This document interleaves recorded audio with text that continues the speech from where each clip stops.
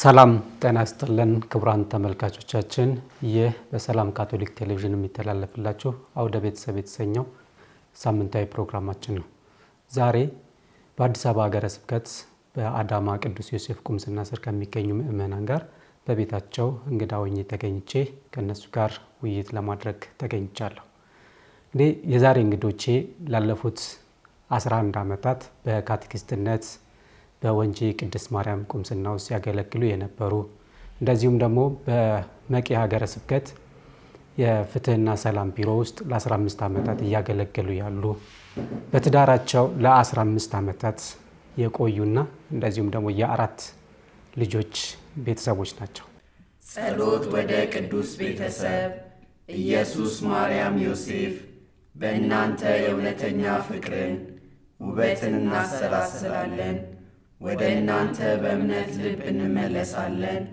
የናዝሬት ቅዱስ ቤተሰብ ሆይ የእኛ ቤተሰቦችም የአንድነትና የጸሎት ቦታዎች፣ እውነተኛ የወንጌል ትምህርት ቤቶችና የቤተሰብ አብያተ ክርስቲያናት እንዲሆኑ አድርጉልን። የናዝሬት ቅዱስ ቤተሰብ ሆይ ብዙ ቤተሰቦች ዳግመኛ ብጥብጥን፣ ጥላቻንና መለያየትን እንዳያዩ አድርጉልን።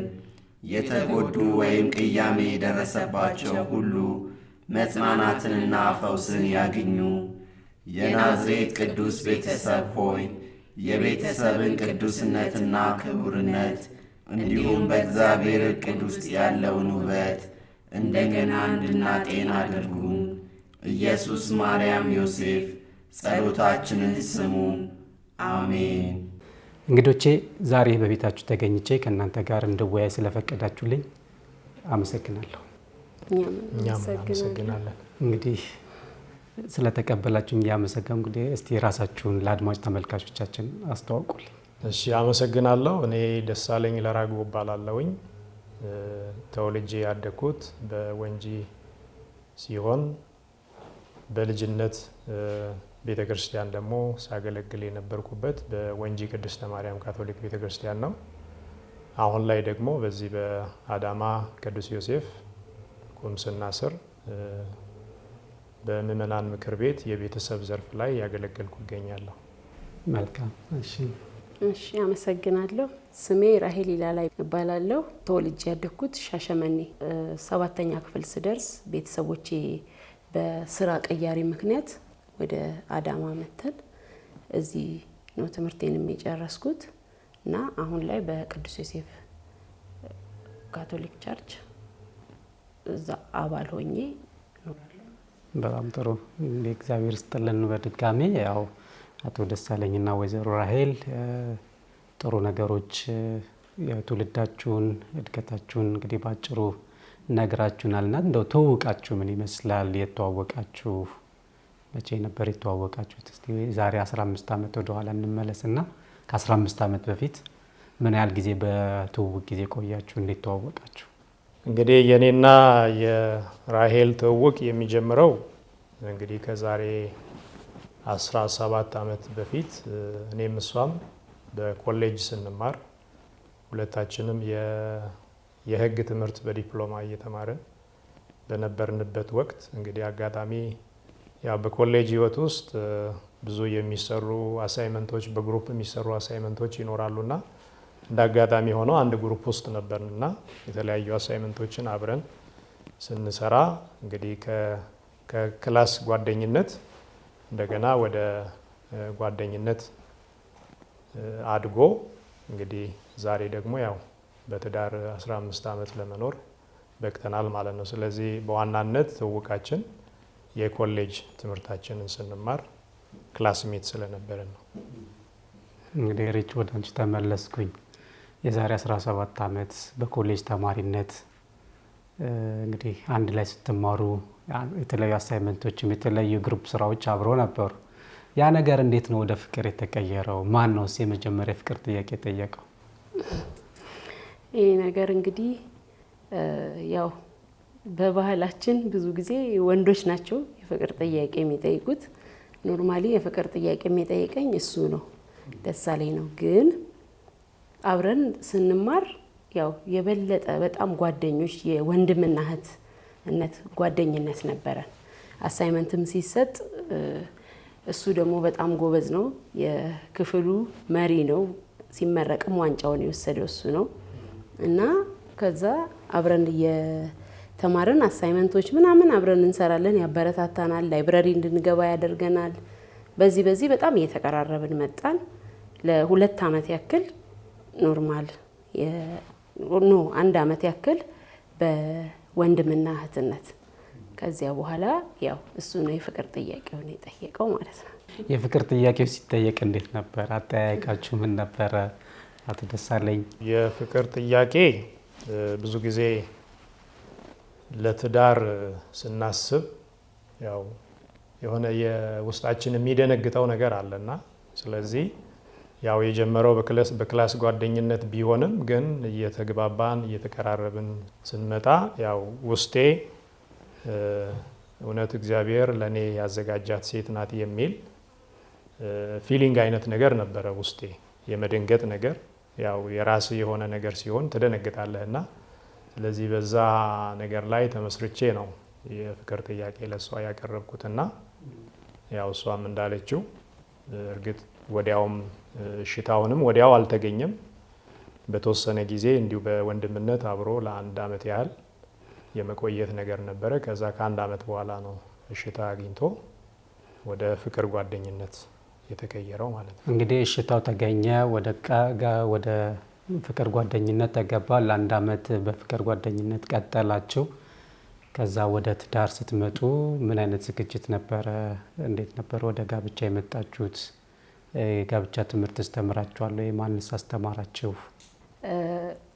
እኔ እና እሱ በፍቅር ጓደኝነት አብረን ቀጠልን። ከዛ ያው ሄዶ ትዳር ውስጥ መግባት አይደለ ትዳር እንትን ለማለት አሰብን። ግን በዛ ሰዓት እኔ ኦርቶዶክስ ነኝ፣ እሱ ካቶሊክ ነው። ያም ያው ፍቅራችንን እንትን አላለው፣ አብረን ለመሆን አልከለከለንም።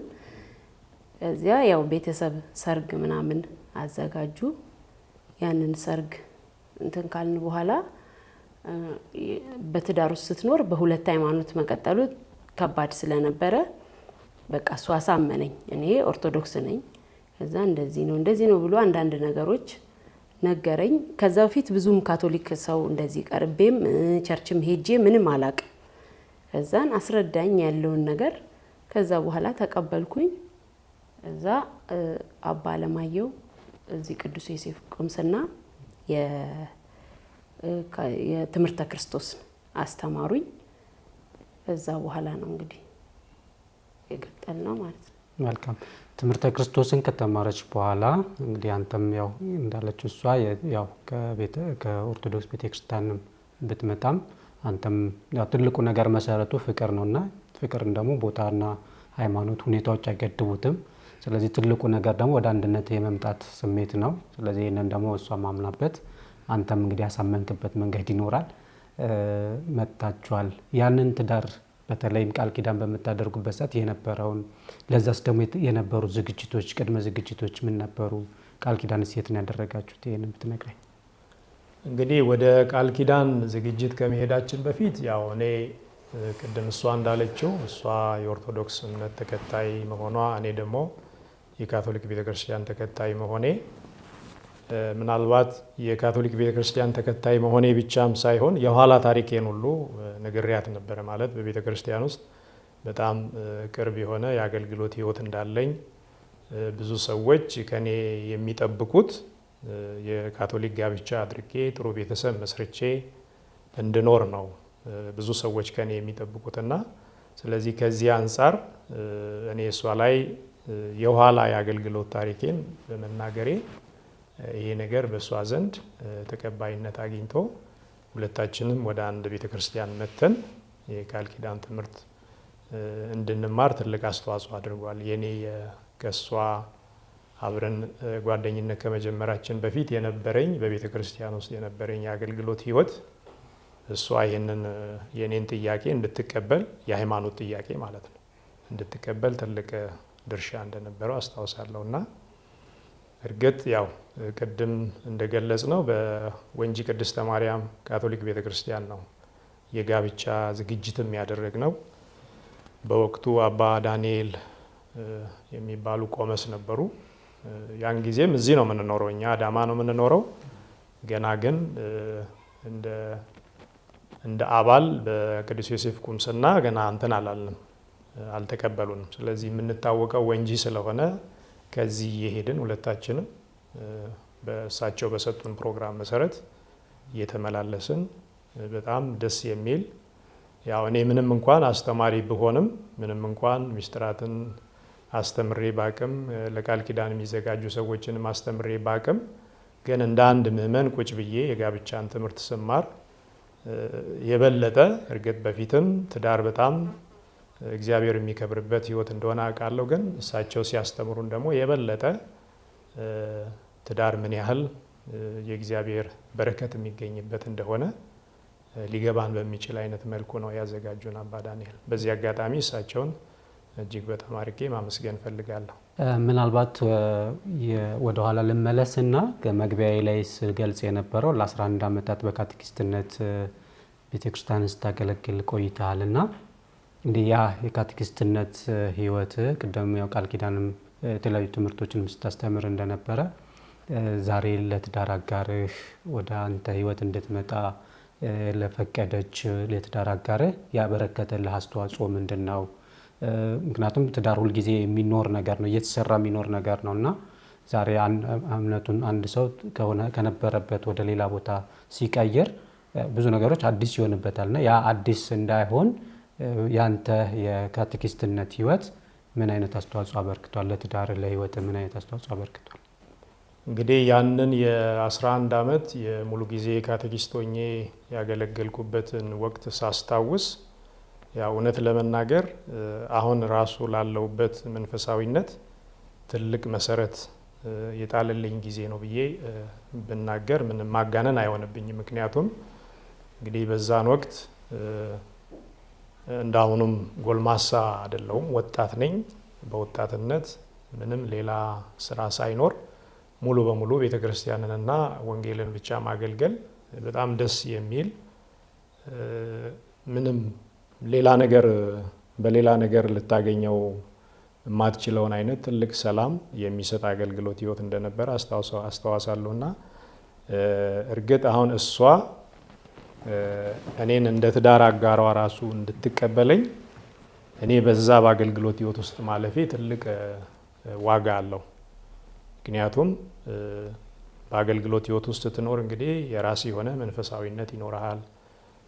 ባህሪ ላይም ከፍተኛ የሆነ አሉታዊ ሳይሆን አዎንታዊ የሆነ ተጽዕኖ ይኖረዋልና ስለዚህ እሷ ራሱ እኔን የትዳር አጋሯ አድርጋ እንድትቀበለኝ የ11 ዓመት የአገልግሎት ህይወቴ ትልቅ አስተዋጽኦ እንደነበረው ማንሳት እችላለሁ። በጣም ጥሩ። ሬች ወደ አንቺ ልመለስ። እንግዲህ 4 ልጆች አሏችሁ እግዚአብሔር ፈቅዶ የሰጣችሁ።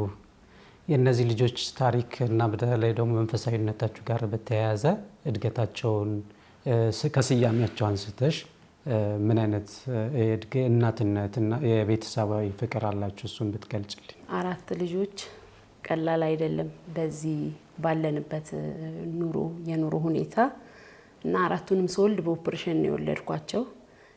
2 ሴቶች 2 ወንዶች ነው ያሉት እና ያው ቻሌንጅ ያለው ግን በተቻለ መጠን እኔም ጥረት አድርጋለሁ። እሱ ከኛ ጋር ሁሌም አይኖርም፣ የሚሰራው መቂ ነው። በዛ ላይ ደግሞ የተለያዩ ፊልዶች ይሄዳል። እኔ ነኝ ሁሉንም ነገር መቆጣጠረው ማለት ነው እና ኖርማሊ ለነሱም ብዬ ነው ስራ ነበረኝ እና ልጆችን ቤት ትቶ ወደ ስራ ወጥቼ ማታ ስመለስ ሆምወርክ ማሰራቱ በትክክል ወጥተው መግባታቸውን ጧት ላይ ወደ ሰርቪስ መሸኘት ይሄ ስላለ ያንን ብዬ ነው ስራውንም የተወኩት ማለት ነው። ስራውን ትቼ ቤት ነው ያለሁት። ጧት ሸኛቸዋለሁ፣ ማታ ሲመጡ ቀበላለሁ። እንደገና ደግሞ ሆምወርክ መስራታቸውን በትክክል መማራቸውን ይሄንን እኔ ነኝ እንትን እምለው። እንደገና በቤተክርስቲያን ደግሞ ይማራሉ፣ የአዳጊያን ትምህርት ይማራሉ፣ መዝሙር ላይ ያገለግላሉ እና ይሄዳሉ። ያንን እንዲሄዱ እንዳይቀሩ ሰዓታቸውን እንትን እምልላቸው እኔ ነኝ።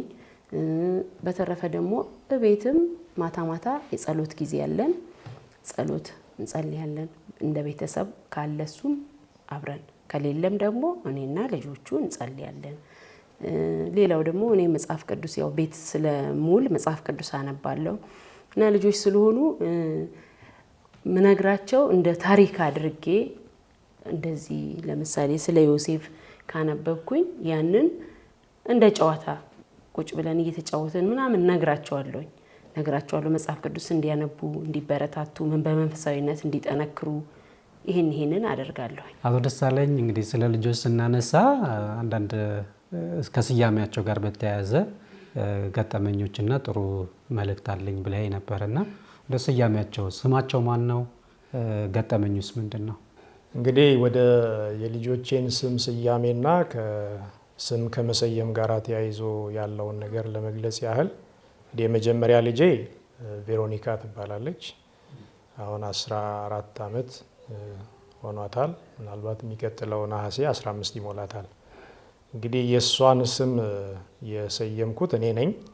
ያው ሁላችንም እንደምናውቀው ይሄ ስም በተለይ በካቶሊክ ቤተክርስቲያን ውስጥ በጣም ትልቅ ትርጉም ያለው ክርስቶስ የጎልጎታ ጉዞ ባደረገ ጊዜ በመንገድ ላይ የክርስቶስን ፊት የጠረገች ሴት እንደሆነች እናውቃለን እና ስለዚህ የዚች የቬሮኒካ የምትባለው ሴት የእሷ ሕይወት የክርስቶስን ፊት መጥረግ በዛ በመከራው በችግሩ ጊዜ ያንን ነገር ማድረጓ መንፈሳዊ አስተንትኖ ሳደርግ በጣም ውስጤን ይነካኝ ስለነበረ ስለዚህ የመጀመሪያ ልጄን ስም ቬሮኒካ ብዬ ሰየምኩኝ።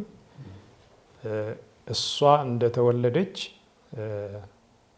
እንግዲህ እኔ ያው ቅድም ባለቤቴ እንደተናገረችው ብዙ ጊዜ ወደ ፊልድ ነው የሚሄደው። የስራ ባህሪዬ ብዙ ጊዜ ፊልድ ነው የምወጣው እና እንግዲህ ከዛ በኋላ ሁለተኛዋ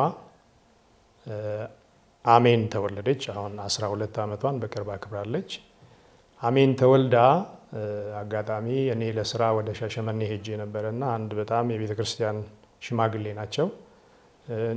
ሰላምታ ተለዋወጥን። እንዴት ነው ከልጅ ወደ ልጆች ሄደሃል ወይ ብለው ጠየቁኝ። አዎ ቅርብ ጊዜ ሁለተኛ ልጅ አግኝቻለሁ።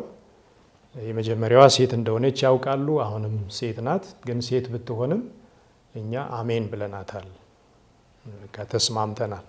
እግዚአብሔር የሰጠውን አሜን ብሎ ነው መቀበል ያለብን ብዬ ስላቸው እንኳን እናንተ አሜን አላችሁ እንጂ ሃሌሉያም ይመጣል አሉ እሳቸው። እና ይህንን ከፊልድ እንደተመለስኩኝ ነገርኳት ለባለቤቴ። አቶ አብርሃም ይባላሉ እንደዚህ አሉኝ ብዬ ስላት እሷም ደስ አላት። እንግዲህ አሜን እንደተወለደች ነው ሃሌሉያ የታሰበው ማለት ነው። ስለዚህ ከ2 ዓመት ሳይሞላ ኦልሞስት 1 ዓመት ከ7 ወር ምናምን በኋላ ባለቤቴ ከ9 በኋላ ባለቤቴ ነፍሰ ጡር ሆነች። እንግዲህ ስትወልድ ወንድ ሆነ። ስለዚህ ሌላ ስም ፍለጋ አልሄድንም። ቀድሞ ኦልሬዲ ወጥቶ ስለነበረ ሃሌሉያ አለው እና ሃሌሉያ ከተወለደ በኋላ ደግሞ እዚህ ቤት አልነበርንም። ያን ጊዜ በኪራይ ቤት ነበረ የምንኖረው እና ሃሌሉያም ራሱ እንደገና ደግሞ እህቶቹም ለሃሌሉያ ወንድም አይወለድለትም ወይ የሚል ጥያቄ ለኔም ለባለቤቴም ያነሱ ነበርና እና ባለቤቴ ምን አለቻቸው? ያን ጊዜ በኪራይ ቤት ስለሆነ የምንኖረው አሁን ኪራይ ቤት ላይ ነው የምንኖረው። ስለዚህ እግዚአብሔር የኛን የራሳችንን ቤት ሲሰጠን ለሃሌሉያ ደግሞ ወንድም ይወለድለታል ብላ ፕሮሚስ አደረገች እሷ። ከዛ በኋላ እንግዲህ የዛሬ 5 ዓመት በፊት እዚህ ቤት መጣን። ይሄ የራሳችን ቤት ነው። እግዚአብሔር እንግዲህ በራሱ ጊዜ ሁሉን ነገር ያስተካክላል። ከኪራይ ቤት ወጥተን እዚህ መጣን። እነዚህ ልጆች ይህንን ታሪክ አልረሱም። ይህንን ፕሮሚሲንግ አልረሱም። እንደዚህ እኮ ብለሻል ማሚ፣ ስለዚህ የታለ የሃሌሉያ ወንድም እና እዚህ ቤት እንደገባን ወር እንደሞላን በጣም በከፍተኛ ሁኔታ ታመምኩኝ እኔ እና በጣም ኃይለኛ ህመም ነበረ። ከዛ በኋላ አጋጣሚ መታመሜን የሰሙ እዚህ አዳማም የሚኖሩ ወንጂም ያሉ የቤተ ክርስቲያን ሰዎች መጥተው ጸሎት አደረጉልኝ። ደሳለኝ ታሟል ሲባል ሰምተው ማለት ነው። እና እንግዲህ በዛ በጸሎት ጊዜ የመጡ ሰዎች ምን ይሉ ነበረ? በጣም ከፍተኛ የሆነ ድንጋጤ፣ ፍርሃት እዛ በኪራይ ቤት ስትኖር ምንም ህመም ያልነበረብህ አሁን እዚህ የራስህን ቤት አግኝተህ መኖር ስትጀምር ይሄ ህመም መምጣቱ አስደንግጧቸዋል። ግን ምንም የሚያስደነግጥ ነገር የለም። ሞት የሚባል ነገር የለም። ገና እንደውም አራተኛ ልጅ ሁሉ እንደሚመጣ ነው ውስጣችን የሚሰማን የሚል ትልቅ ምስክርነት ሰጡን እነዚህ ለጸሎት የመጡ ሰዎች ማለት ነው። እና ከዛ በኋላ ስም ጭምር ነው የሰጡን። አራተኛ ልጅ ይወለዳል፣ ስሙ ሚካኤል ይባላል ብለው በዚህ አጽናንተውን ሄዱ። እንግዲህ እነሱ አጽናንተውን ከሄዱ ከዓመት ምናምን በኋላ ባለቤቴ ነፍሰ ጡር ሆነች። የሚገርመው ነገር ሳይወለድ በፊት አሁን እዚህ ጋር ፊት ለፊት የሚታዩት የምግብ መመገቢያ ጠረጴዛ ወንበሮቹ 6 ናቸው እና ይሄ ቃል እንደተነገረ ልጆቹ ራሳቸው ስለሚያውቁ ለእያንዳንዱ ልጆች ወንበር ስያሜ ተሰይሟል። ይሄ የቬሮኒካ ነው፣ ይሄ የአሚን ነው፣ ይሄ ደግሞ የሃሌሉያ ነው፣ ይሄ ደግሞ የሚካኤል ነው ተብሎ ኦልሬዲ ተሰይሟል። ወንበሩ የእናትና የአባት እንዳለ ሆኖ ማለት ነው። እና በድንገት እንኳን እንግዳ መጥቶ እዛ የሚካኤል ነው የተባለው ወንበር ላይ ከተቀመጠ ይሄ አሁን ሃሌሉያ ይሄ እኮ የወንድሜ ወንበር ነው ለምን ትቀመጣለህ ብሎ ሁሉ የሚመጣን እንግዳ ሁሉ ይናገር እንደነበረ እናስታውሳለን። እና ማለት እምነት ነበረ። በቃ ሚካኤል እንደሚመጣ ሁሉም ቤተሰብ ያምን ነበረ። እንግዲህ እንደ እግዚአብሔር ፈቃድ ባለቤቴ ስትወልድ ወንድ ሆነ። ስለዚህ አሁንም ስም ፍለጋ አልሄድንም፣ ሚካኤል አለን። ስለዚህ 2 ሴቶች 2 ወንዶች ጀንደር ባላንስ ነው ማለት ነው። እና ይሄንን አሁን በዚህ አጋጣሚ መናገር የፈለግኩት ብዙ ወላጆች ለምን ወንድ ብቻ ለምን ሴት ብቻ የሚሉ ወላጆች አሉና መሆን ያለበት እኔም ባለቤቴም የምናምነው እግዚአብሔር ጤነኛ ልጅ ይስጠኝ ብለን ነው እንጂ ወደ እግዚአብሔር መጸለይ ያለብን ለምን ወንድ ብቻ ለምን ሴት ብቻ ማለት የለብንም። ምክንያቱም የሚሰጥ እሱ ስለሆነ እንግዲህ እኛ በዛም ስላመንን ይመስለኛል እግዚአብሔር የልባችንን አይቶ 2 ሴቶች 2 ወንዶች እንግዲህ 4 ልጆች በ4 ልጆች እግዚአብሔር ባርኮናል ማለት ነው። እግዚአብሔር ይመስገን። ያው ትልቁ ነገር ያው የእግዚአብሔር ስጦታ ነው። ልጆች የእግዚአብሔር በረከቶች ናቸው። ደግሞ ትልቅ ታሪክም ያለው ነው። እንግዲህ ከመጀመሪያ ጀምሮ እያንዳንዱን ልጅ እንደው ዝም ብሎ ልጅ ተወለደ በሚባል ሳይሆን ትርጉም ባለው መንገድ ነውና ይሄ የእግዚአብሔር ስጦታ መሆኑን ማሳያ ነው። ከዚህ ጋር ያይዤ ምናልባት እንግዲህ ቅድምም ስናነሳ ስለ ኢኮኖሚ ተወርቶ ነበርና እንግዲህ የዛሬ 15 ዓመት እና ከዛ በፊት የነበረውን አሁን ካለው እንግዲህ ማህበራዊ እና ኢኮኖሚያዊ ነገርን ከቤተሰብ ጋር አያይዛችሁ እስቲ ብታወሩልኝ ይችላል። አንቺ ድል ልስጥሽ።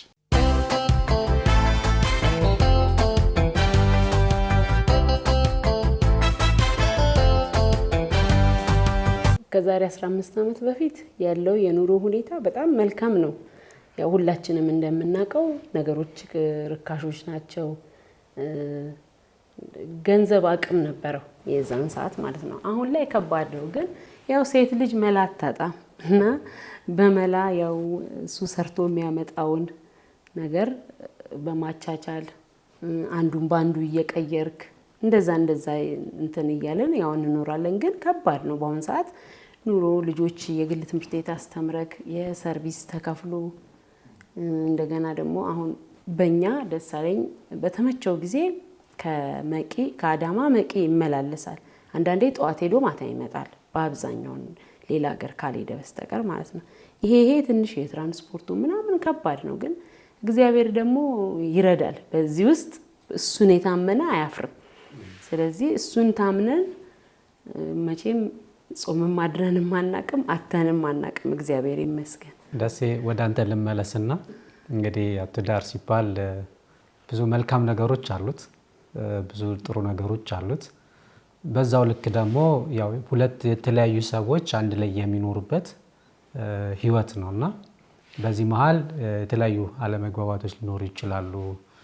እንኳን ሰው እግርም ከእግርም ጋር ይጋጫል ይባላል እና እንደነዚህ አይነት መሰል አለመግባባቶች ቢኖሩ እንዴት ነው የምትፈቱት?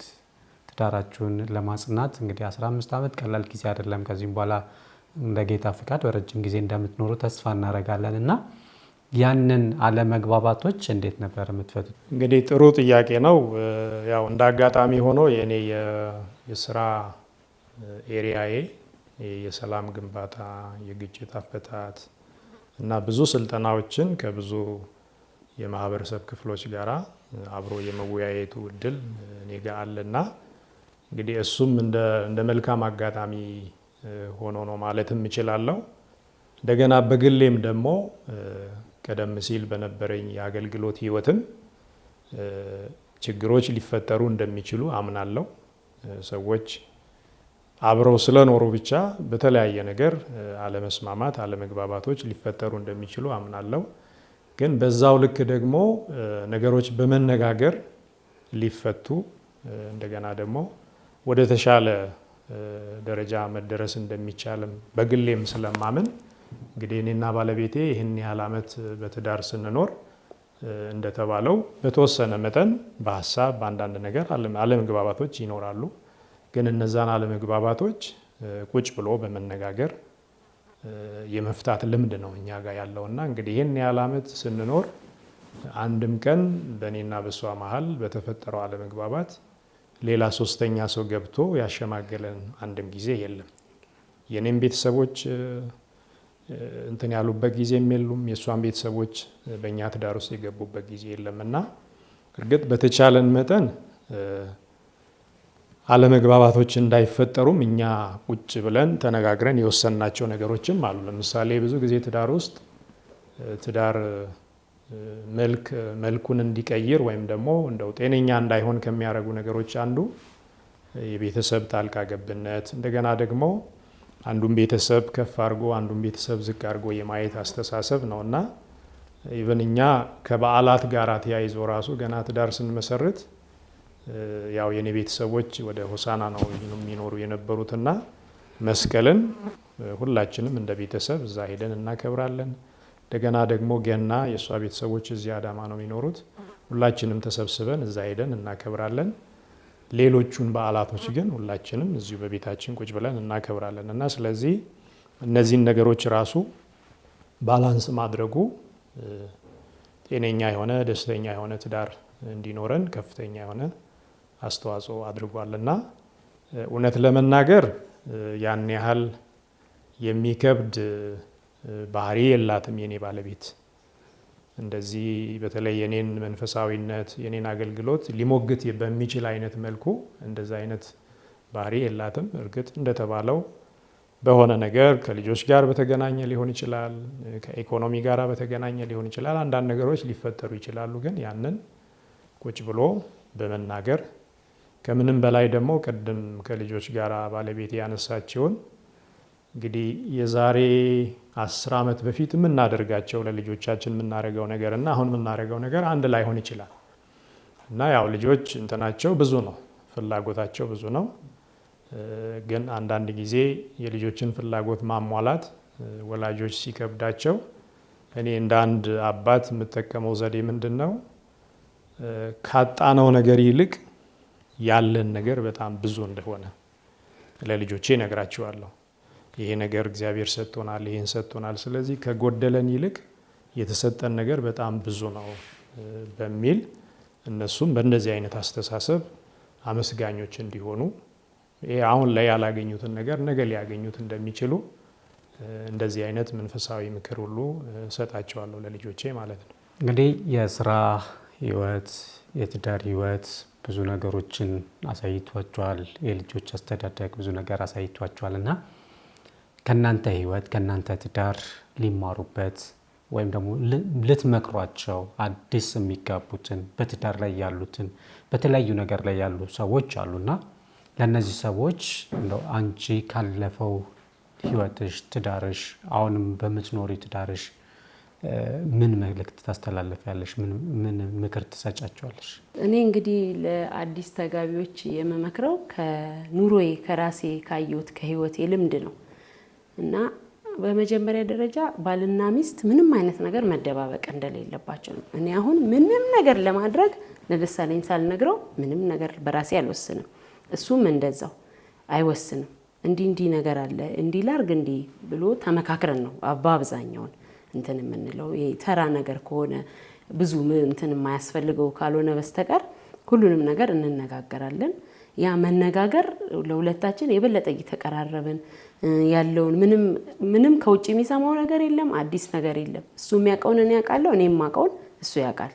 ሁለተኛ ነገር ደግሞ አንዳንድ ጊዜ አንዳንድ ባለትዳሮች ያው አብረህ ስትኖር እቃም ከእቃ ጋር ይጋጫል፣ ትጋጫለ። ከዛ ወጥተው ምንድነው ሴቶች ስፔሻሊ ሴቶች ወጥተው እንዲያረገኝ እኮ ለሰው ለጓደኛ ለቤተሰብ የማውራት ነገር አለ። ግን እኔ ባሌን የምወደውን ወድጄው ነው ያገባሁት። ስለዚህ ምንም ነገር ስለሱ ማውራት አልፈልግም። ሲጀመር ደሳለኝ በባህሪው እንትን የጸብን እንትን ማለት እንጂ አያሰፋም። በሆነ ነገር ከተነጋገርን እኔ እንደውም ኮስተር እላለሁ ትንሽ። ከዛ ልክ ምግብ ሲቀርብ ልንጸልይ ስንል እንዴ ሳንግባባ ምንም ሳንነጋገር እንዴት እንበላለን ይላል። አቁመን ከዛ በኋላ ወይ እሱ ይቅርታ ይጠይቃል። በአብዛኛው በፊት እንደውም እሱ ነው ይቅርታ የሚጠይቀኝ ነበር። እኔ ባጠፋም እሱ ቢያጠፋም እሱ ይቅርታ ይጠይቀኛል።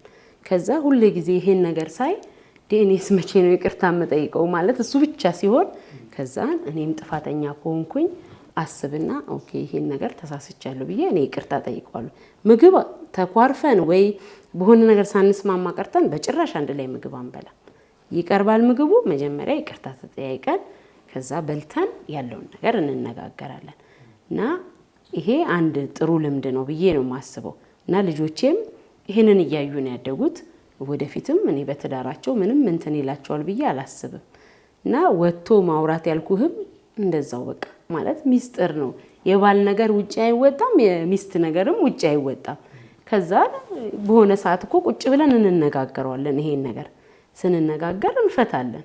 ግን አሁን ስፔሻሊ ደግሞ ለቤተሰብ ስትነገር ያ ቤተሰብ ምንድነው እሱ ሄዶ ለሱ ቤተሰብ እንዲህ እኮ አደረገችኝ እንደዚህ ሲል ሌላ ሰው ሶስተኛ ሰው ጥሩ ስሜት አይኖረውም ለኔ።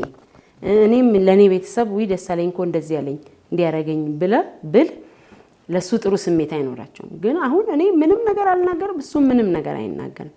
ምልህ እንዲህ የተጋነነ እንትን የለንም፣ የሚወራ ነገርም የለንም። እውነት ለመናገር ያው እንጋጫለን፣ ወዲያው እንፈታለን።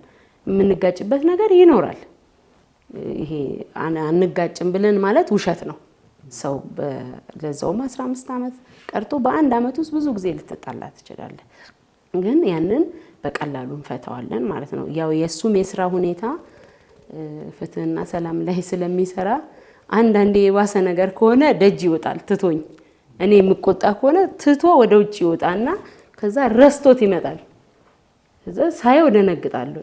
ምንም እንዳልተፈጠረ ራሁ ምናምን ይለኛል። ከዛ ቴልና ደነግጣለሁ። ከዛ ካለፈ በኋላ እንዴት እንደዚህ እንዲያልሽ እንደዚህ እንዲኮኑ ብሎ እንነጋገራለን። እና በንግግር መፍታትን የመሰለ ነገር የለም። እንደገና ደግሞ ሁሉ ጊዜ እኮ በእግዚአብሔር ፊት ስትቀርብ ነገሮች ይሄ ጸብ የተለያየ ክርክር ምናምን እየቀረ ነው የሚሄደው። እግዚአብሔር ራሱ ያስተምራል። ይሄንን ነው የምለው። ጥሩ ነገር ነው። እንግዲህ ትልቁ ነገር በቤተሰብ ውስጥ አንደኛ ምንም አይነት ነገር አለመደባበቅ፣ በግልጽ መነጋገር፣ ሁለተኛ በዋናነት ወደ እግዚአብሔር መቅረብ ነገሮችን ያቀላል ብላለች ሪች። እስኪ አቶ ደስ አንተ የምትጨምረው ነገር ካለ እሷ ባለችው ላይ? እውነት ነው እሷ ያለችውን እኔም ሙሉ በሙሉ እጋራለሁ። እንደው ለመጨመር ያህል እኔ ሁለት ነገሮችን አሁን የኛን የትዳር ህይወት አይተው አዲስ ለሚጋቡ ተጋቢዎች ጥሩ ትምህርት ይሆናል ብዬ ማሰባቸውን ሁለት ነገሮች ማንሳት እፈልጋለሁ። የመጀመሪያው እኔ እውነት ለመናገር ትዳርን ሳስበው በጣም በቃ ደስተኛ ሆኜ ለመኖር ያ ሁላችንም እግዚአብሔር እዚህ ምድር ላይ እንድንኖር የፈቀደልን ጊዜ አለ። ስለዚህ ያንን ጊዜ በጣም ደስተኞች ሆነን ጥሩ ልጆችን አፍርተን እንደገና ደግሞ ቤተክርስቲያንን አገልግለን ለእግዚአብሔር የተገባ ነገር አድርገን ማለፍ እንድንችል የተሰጠን ህይወት ነው ብዬ ስለማምን ትዳርን ከጭቅጭቅ ከንዝንዝ ከሰላም ማጣት ጋራ ላይው አልፈልግም ነበረ በፊት ትዳር ውስጥም ሳልገባ በፊትና ብዙ ጊዜ በጸሎት በእግዚአብሔር ፊት ሲሆን እንዲህ አይነት ትዳር እንዲሰጠኝ እጸልይ ነበረ። እንደገና ደግሞ እርግጥ ያው የትዳር አጋርን ስናስብ ሁሉም ሰው ሙሉ አይደለም፣ የሆነ ጉድለት ይኖራል። ትዳር ማለት ደግሞ ያው እኔ ጋር ያለውን ጉድለት እሷ ለመሙላት፣ እሷ ጋር ያለውን ጉድለት ደግሞ እኔ ልሞላ ነው እና ግን ምን እመኝ ነበረ፣ በተለይ የብዙ ሰዎችን ትዳር ስመለከት ቤተሰብ አካባቢ ያለው ነገር በጣም ከባድ ነው። የብዙ ቤተሰቦች የብዙ ትዳሮች ለመፍረሳቸው ምክንያት የሚሆነው የቤተሰብ ጣልቃ ገብነት ነው እና በጣም እጸልይ ነበረ። በቃ የኔን እናቴን የምትወድ ቤተሰቦቼን የምታከብር ለቤተሰቦቼ የሚገባቸውን ክብር የምትሰጥ ሚስት እንዲኖረኝ ብዬ በጣም እጸልይ ነበረ። ያለ ማጋነን በቃ ሙሉ በሙሉ በጣም የኔም ቤተሰብ እኔ ለእኔ ቤተሰብ ከማስበው በላይ እሷ ለእኔ ቤተሰብ አሳቢ ናት እና ይህንን መናገር እፈልጋለሁ። ማለት ከጸለይን የልብ መሻታችንን ለእግዚአብሔር ከነገርን እግዚአብሔር የልብ መሻታችንን ያሟላል። አንደኛው ለሌሎች ትምህርት ይሆናል ብዬ ማስበው ይሄ ነው። ሁለተኛው ደግሞ ከባለቤቴ ጋራም ብዙ ጊዜ የምንነጋገረው ትዳርን እንዲጣፍጥም እንዲመርም ማድረግ የምንችለው እኛ ነን። እኛ እጅ ነው ያለው። ማጣፈጥ ከፈለግን ማጣፈጥ እንችላለን። እንደገና ደግሞ እንዲመርም በምሬት የተሞላ ሕይወትም እንዲኖር የምናደርገው እኛ ነን እላታለሁ እና በዚህ ምክንያት አንድም ቀን የመረረ ሰላም የሌለው እንደውም አንድ የምታወቅበት ነገር አለ። እኔ አሁን ፊልድ ነው ብዙ ጊዜ ስራዬና ወደ ቤት ሊያስመጣኝ የሚችል ትንሽ ክፍተት ካለች ሮጬ ወደ ቤት ነው የሚሄደው እና ያው ቤት ሰላም ካለ ሰው ወደ ቤት ለመሄድ ይናፍቃል። ቤት ሰላም ከሌለ ምናልባት አለመሄድን ሁሉ የምትመርጥበት ጊዜ ይኖራልና ስለዚህ ፍጹም የሆነ ደስታ የሞላበት እሷም እኔን አክብራ እኔም እሷን አክብሬ ለልጆቻችን ደግሞ ጥሩ መልካም እናትና መልካም አባት ሆነን መሆን በምንችልበት ሁኔታ ላይ በጣም ደስተኛ ሆነን እየኖረን ነው። ስለዚህ ሌሎች ባለትዳሮችም መማር ማወቅ ያለባቸው ሌሎች ሰዎች የተወሰነ ነገር በእነሱ ትዳር ውስጥ የሆነ ነገር ሊያረጉ ይችሉ ይሆናል፣ ግን በጣም ብዙ ትዳርን የሚያሳምር ነገር ያለው ሁለቱ ጥንዶች ጋር ነው የሚል እምነት አለኝ። በጣም ጥሩ መልእክቶችን ጥሩ ትምህርቶችን አስተላልፋችኋል። በጣም አመሰግናለሁኝ። እንግዲህ አንተም ያሰብከው የተመኘኸው የጸለይከው ተሳክቶልህ የምትወዳትን ባለቤትን እግዚአብሔር ሰጥቷል። አንቺም እንደዛው። እኔ አሁን ከዚህ ሀሳብ እንዳለ ወጣ ብዬ እናንተ እርስ በርሳችሁ እንግዲህ የዛሬ 15 ዓመት ትዳር ለመመስረት እንግዲህ ሀሳብ ስታመጡ ያነሳሳችሁ ስሜት አለና ያንን ስሜት ፍቅራችሁን፣ አክብሮታችሁን እርስ በርስ እንድትገላለጡ እድል ስጣችሁ። ደስ አለኝ። በጣም የምወድህ የማፈቅርህ እና በጣም የምኮራበት እውነት ለመናገር አንድ ቀንም እሱን በማግባቴ የምጸጸትበትም ነገር የለም። በይበልጥ እንደውም በቃ ደስተኛ ነኝ። በህይወቴም በኑሮዬም በጣም ደስተኛ ነኝ። እሱን በማግባቴ ደስተኛ ነኝ። በጣም ነው የማፈቅርህ። የልጆቼ አባት በጣም ነው የምወድህ። ይሄ ነው ያለኝ። አመሰግናለሁ። ደስ እንግዲህ ያው እኔም ባለቤቴ ያለኝን ፍቅርና አድናቆት ለመግለጽ እንግዲህ በመጀመሪያ ቅድም ባነሳነው ሀሳብ ውስጥ ትልቅ ስጋት ነበረብኝ። እሷ የሌላ ሃይማኖት ተከታይ መሆኗ፣ እኔ ደግሞ የካቶሊክ ቤተክርስቲያን እምነት ተከታይ እንዲሁም ደግሞ በአገልግሎት የቆየው እንደ መሆኔ መጠን እንደው ምናልባት የኔን ሃይማኖት ላትቀበል ትችላለች የሚል ትልቅ ስጋት ነበረኝና እንደው እኔ ጋር ያለውን የአገልግሎት ህይወት እኔ ጋር ያለውን ለሷ ያለውን ትልቅ ፍቅርና አድናቆት ከግምት ውስጥ አስገብተሽ እኔን ባለቤትሽ እንደሆን ስለመረጥሽኝ እንደገና ደግሞ በአንድ ቤተ እምነት ውስጥ በአንድ ቤተ ክርስቲያን ውስጥ አብረን እንድንኖር እንድንጸልይ ልጆች ወልደን እንድናሳድግ ይህንን ትልቅ በእኔ በኩል የመጣውን ጥያቄ ስለተቀበልሽ በዚህ አጋጣሚ በጣም አደንቅሻለሁ፣ በጣም ወድሻለሁ፣ አፈቅርሻለሁ። እንግዲህ ከእሷ ጋራ ባለን የፍቅር ግንኙነት እውነት ለመናገር አንድም ቀን እሷ የኔ ባለቤት በመሆኗ ተጸጽቼም አዝኜም አላቅም። በጣም የእሷ ባለቤት በመሆኔ እሷ የኔ ባለቤት በመሆኗ በጣም ደስተኛ ነኝ።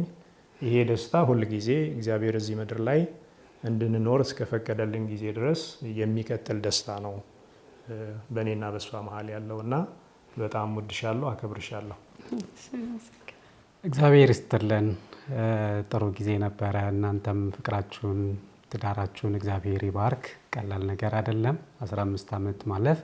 ከዚህም በኋላ ደግሞ ረጅም ዓመታትን 25፣ 50፣ 75 እያለን እንድታከብሩ እድሜና ጤና እንዲሰጣችሁ በልጆቻችሁ አሁን ባሏችሁ ልጆች ተባርካችሁ የበለጠ ደስታና የበለጠ ስኬት እንዲገጥማችሁ የእኛ ፕሮግራማችን ክፍል ይመኝላችኋል። በአድማጭ ተመልካቾች ስም ስለሰጣችሁን ጊዜ ስለሰጣችሁን መልእክት እጅግ አድርጌ አመሰግናለሁኝ። እግዚአብሔር ይስጥልን።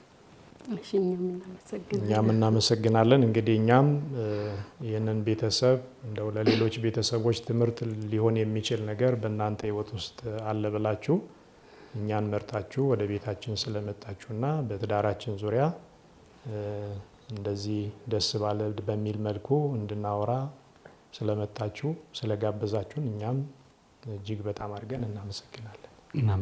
እግዚአብሔር ይስጥልን። ክቡራን ተመልካቾቻችን እስካሁን ስትከታተሉት የነበረው አውደ ቤተሰብ የተሰኘው በሰላም ካቶሊክ ቴሌቪዥን የሚተላለፍላችሁ ሳምንታዊ ፕሮግራማችን ነበረ። የዛሬ ፕሮግራማችን በአዳማ ቅዱስ ዮሴፍ ቁምስና ስር ከሚገኙ ምእመናን ጋር ከአቶ ደሳለኝና ወይዘሮ ራሄል ቤት በመገኘት ይህን የመሰለ ጭውውት አድርገናል። በቀጣይ ከሌላ እንግዳ ጋር እስከምንገናኝ ሰላም።